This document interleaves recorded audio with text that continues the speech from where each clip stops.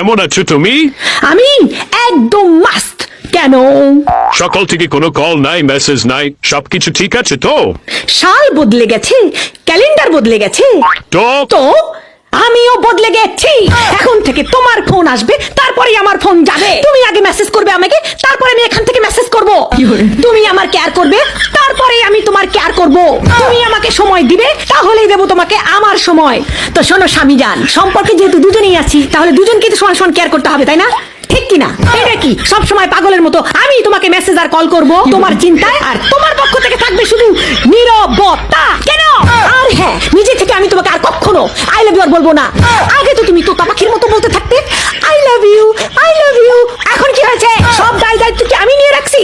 কথা খুবই সিম্পল স্বামী বস, এক হাতে দাও আর এক হাতে নাও। কারণ নতুন বছর থেকে মাগনা মাগনা ভালোবাসা দেওয়ার সেবা বন্ধ করে দিয়েছি আমি।